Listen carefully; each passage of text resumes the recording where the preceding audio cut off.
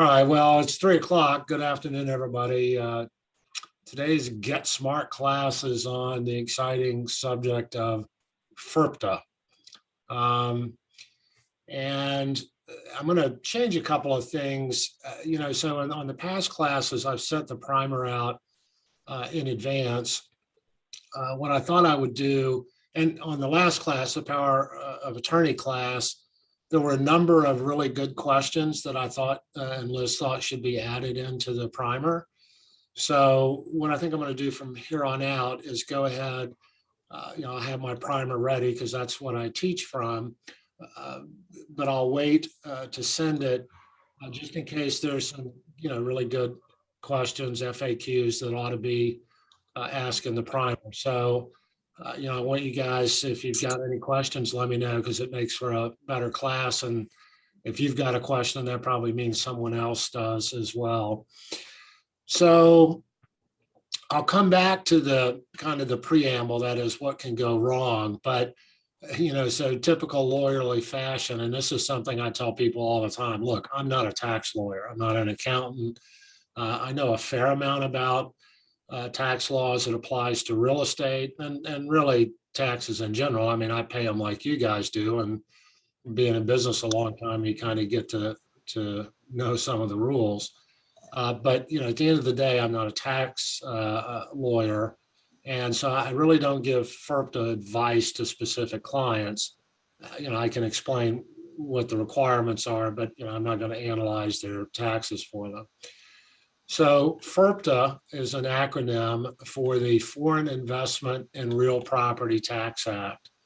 And basically, so you guys know, although it doesn't come up much on the sale of a principal residence, but really on the sale of any real estate, it triggers potential capital gains taxes. That is, it's not income tax, it's a capital gains tax. And that also applies to real estate you may own that you live in. It's just that there's an exclusion, a principal residence exclusion.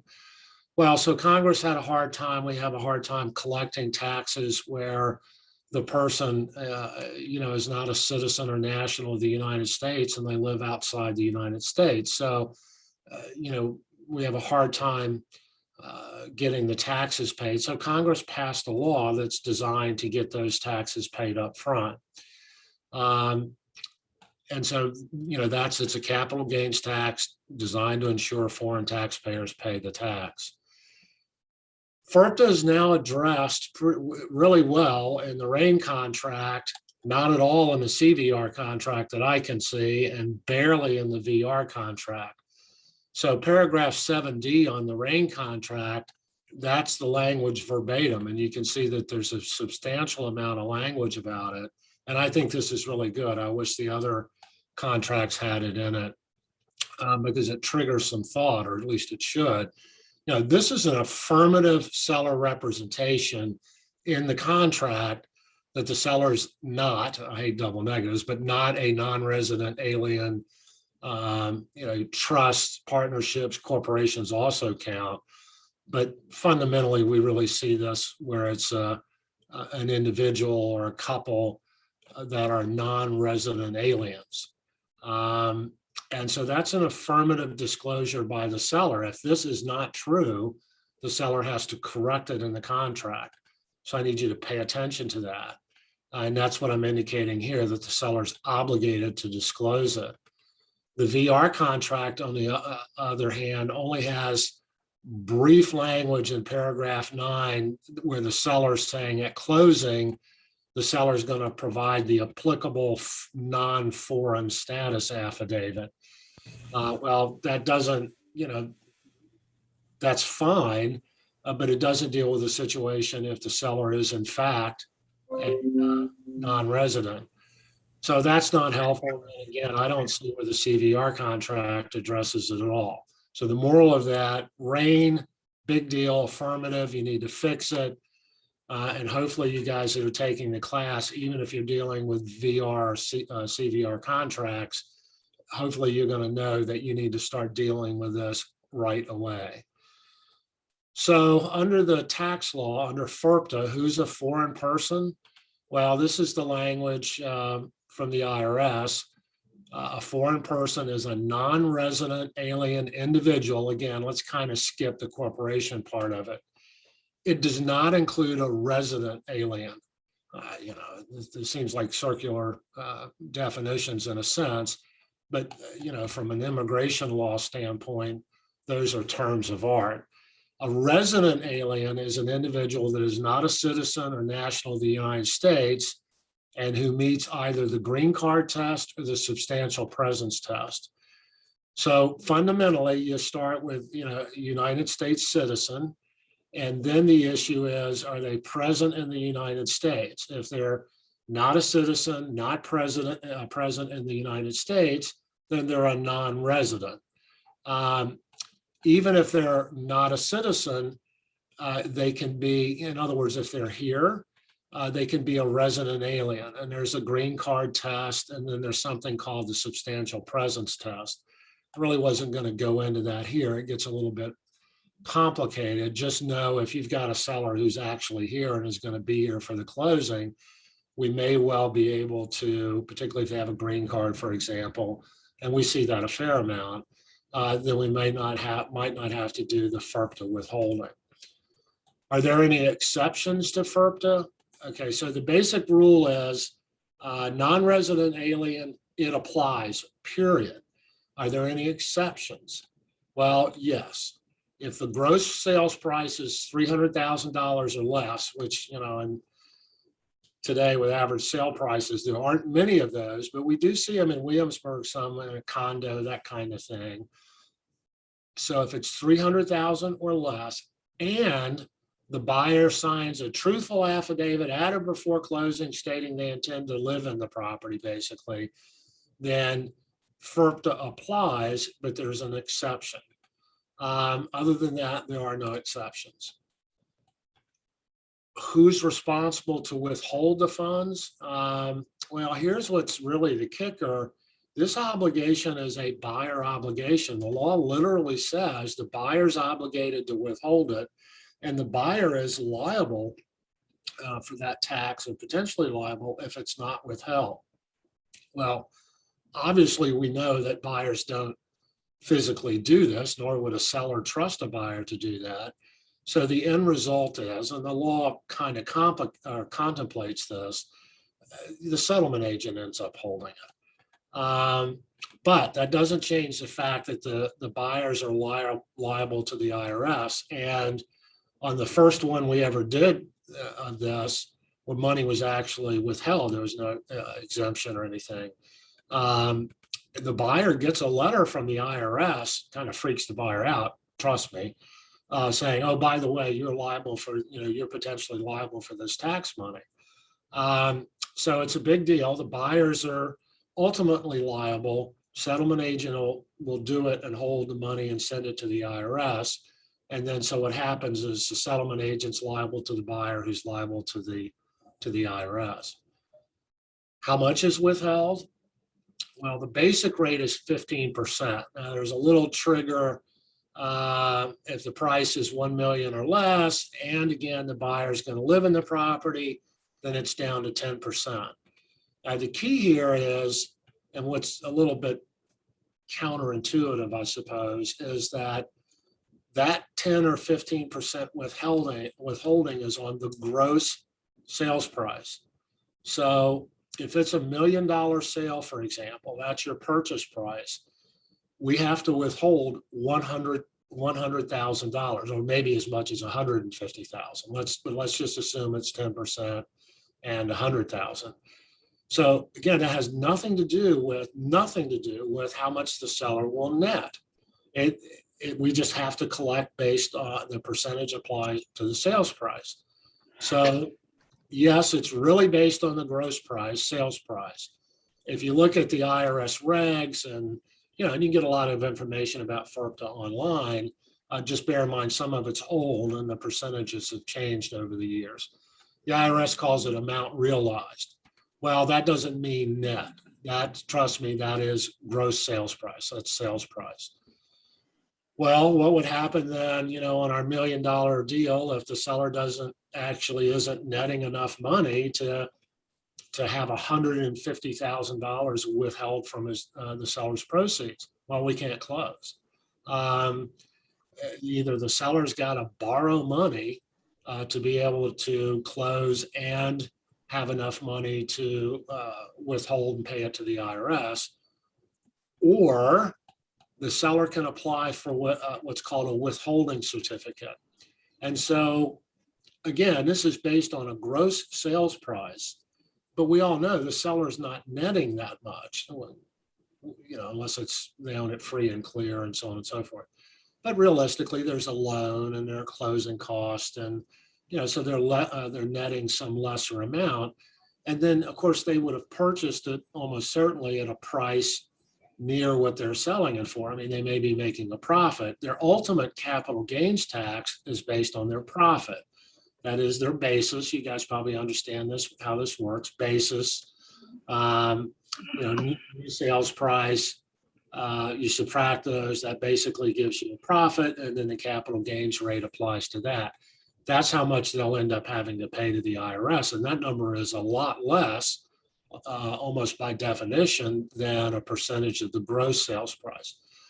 So the IRS will allow them to apply for a withholding certificate where they basically demonstrate to the IRS, look, this is what I bought it for, this is my basis, this is what I'm selling it for, this is my profit, this is my tax status, this is how much I owe. The IRS will evaluate that, and if they agree, they will issue a certificate saying, okay, on the sale of this property, only X amount of dollars needs to be withheld. The settlement agent can then take that withholding certificate and use it to justify withholding that actual lower amount rather than the much, much higher gross sales price. So that's a solution, and that's always to a seller's advantage to do that rather than the IRS holding that money. The problem is it can take months, as you can imagine, particularly in a COVID environment. It can take months for the IRS to evaluate that and send the withholding certificate. So that has to be started really early. There is a little bit of a leeway, and it's not discussed here in the primer because I thought it just got too complicated. But briefly, if the seller has applied for a withholding certificate, the settlement agent can delay sending the money for a little while in order to see what the IRS says. So, and what I want you guys to understand is that just needs to be done right away. If you get a listing where you've got a seller, and this is where you'll be a great listing agent. If you've got a seller who's a non-resident alien or will be when it closes, then send them the primer, do whatever you're going to do. I don't want you guys giving tax advice. You alert them to it and get them started on with their accountant, get them started on a withholding certificate. It will save a lot of time and effort and make the closing much smoother. So that's what so that's where I discuss the withholding certificate. That's what that's all about. What if the seller will owe a lot less? Well, doesn't matter unless the seller applies for the withholding certificate, which is discussed up here. Are there any extra charges where there's FIRPTA withholding is involved? Yes. There's a lot of risk and a fair amount more work at the upper levels for Lytle title, where we're the settlement agent, the buyer side, and so we have to handle that, take the risk on it, send the money to the IRS and the like. So we charge an extra $350 to do that. In addition, since we're not, Lytle Title's neither a lawyer nor an accountant, it's a lay settlement company. But even if I'm involved as a lawyer, I'm not, as I mentioned, I'm not a tax lawyer. I'm not blessing that stuff. So we have an arrangement with a certified public accountant to review all of that. And that he's usually charging about $350, $400, depending on exactly what he's got to do. And there are a number, and what that usually is he's reviewing, approving, making sure the appropriate forms are filled out correctly. The seller has to fill out some. So there's a fair amount of work and risk with this, and we pass those charges, we collect for that. I believe that they should be charged to the seller, even when we're on the buyer side, and that's what we do. And we've had a number of closings now, and there's no pushback on that. Well, what can go wrong? Well, it's going to be difficult. Our experience has been so far that sellers aren't aware of it. Most settlement agents either haven't done it or they're not familiar with it. And so there's just a lot going on by definition with somebody who's overseas. And, it's just hard to get done in a timely fashion. And, the sellers sometimes are upset. Sometimes they're perfectly nice and they understand and we just work through it. So I think the critical mistake here is for the listing agent and the seller not making that disclosure right away. Rain contract calls for it, and getting the seller started on a withholding certificate, notifying the buyer's settlement agent, whether that's Lytle Title or someone else, alerting them very early that this is a FIRPTA closing. That's what goes wrong. I mean, they're always a little bit more difficult, extra work, extra risk. But just like everything in life on our closings, trying to do that at the last minute is just very, very hard. So that's it. The big key takeaways is FIRPTA is a special capital gains tax provision that applies to non-resident aliens, that is sellers who are not here and not citizens of the United States. If you have questions about whether they qualify, you ask early under that status. You ask early and ask often, and you address it in the contract, and then do eye contact with the settlement agents to make sure that everybody's singing off the same sheet of music. Any questions? I see the chat's open, and so I'm happy to take any questions. So Catherine, you still there? Catherine. Okay. Caitlin? Okay, I'm sorry, Caitlin. Yes, I mean Caitlin. So Caitlin, do we always have a record of who attends the Zoom meetings? Yes. Okay. So I was thinking about it before this class. We've got pretty good participation, usually 40, somewhere between 40 and 60, and we've got, I think, 41 here. I'm hopeful that these are useful for you guys. And what I'm really hopeful about is they will make closing smoother, hopefully at Lytle Title. So Liz is just a big contest kind of person for incentives. And I'm always amazed at how well that works. So you guys I'm going to announce it in an email, but you guys are going to get the heads up. So we're going to have a little contest. And the agent that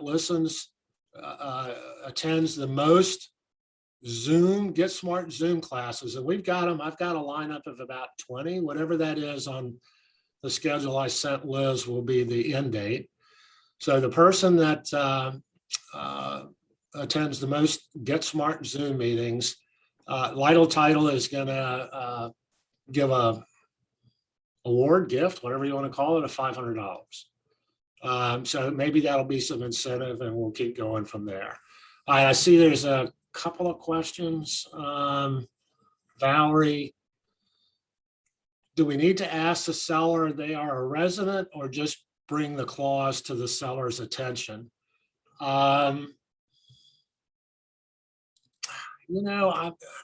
I would say you ask them, but to be honest, with fair housing and stuff, I'm really concerned about it. Maybe Liz will weigh in on this, or Donna.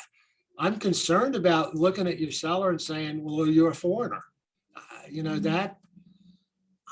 Because maybe it's driven by ethnicity or accent or whatever. So Liz, what are your thoughts?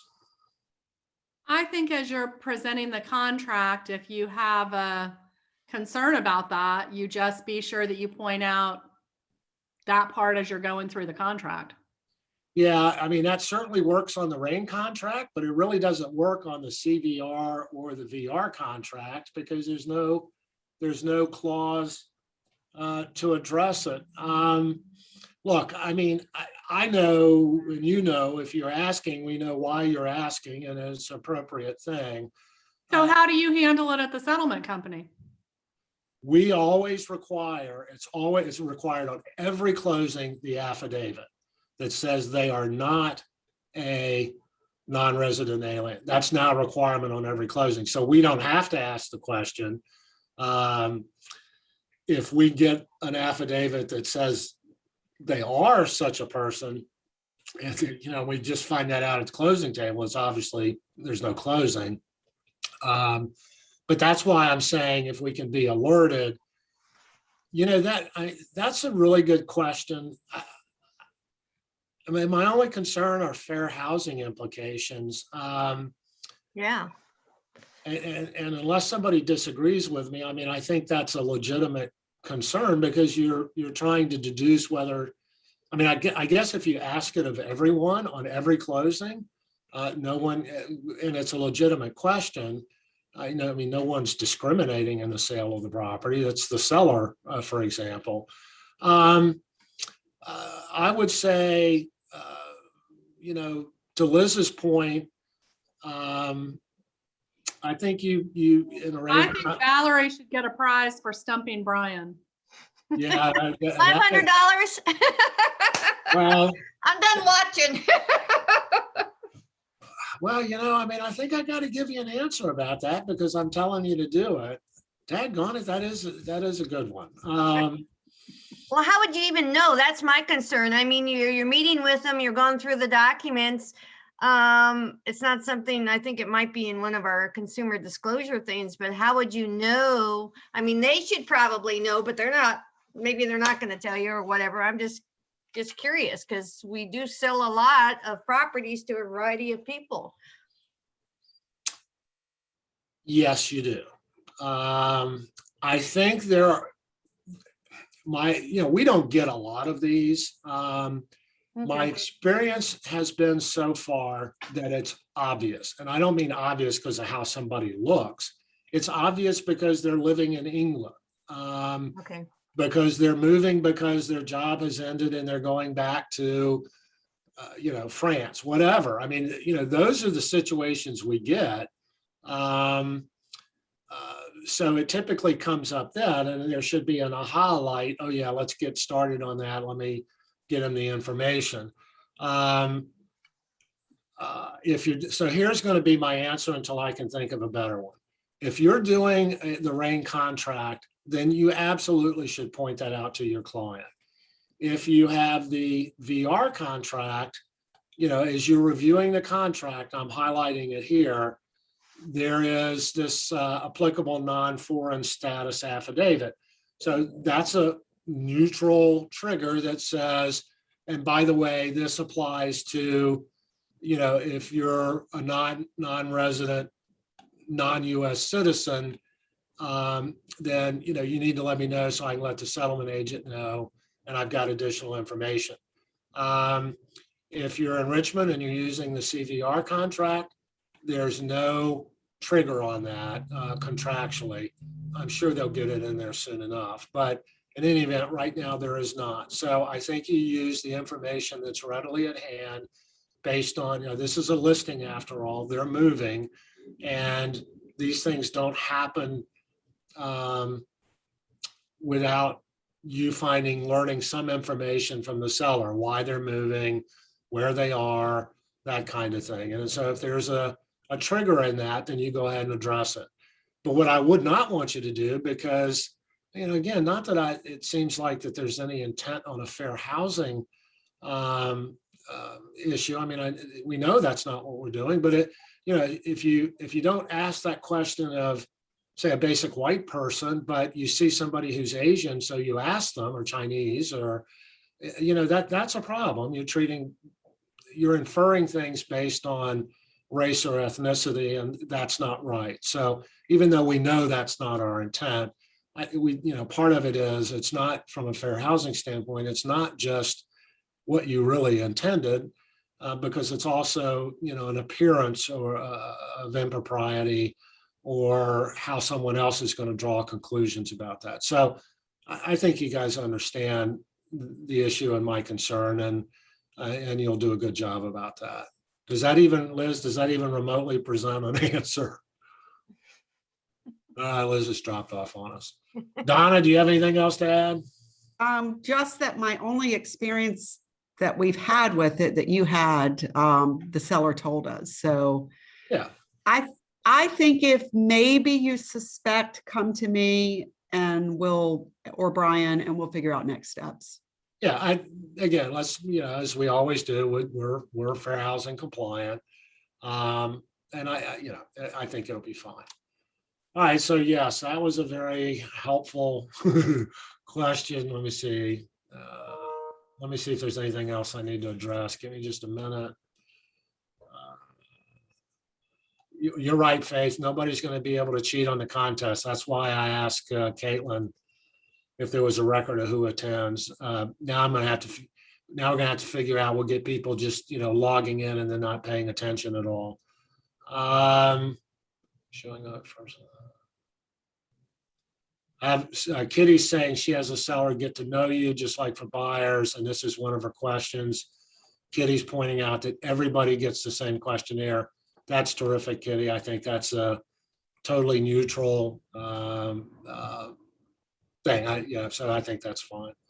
All right, well, that's the class for the day. I appreciate it. I'm sorry, I actually don't remember what next week's class is, but we'll get that information out. And I appreciate you guys tuning in, and make sure you're logged in so that you get the chance to win the money. See you guys. Thank you.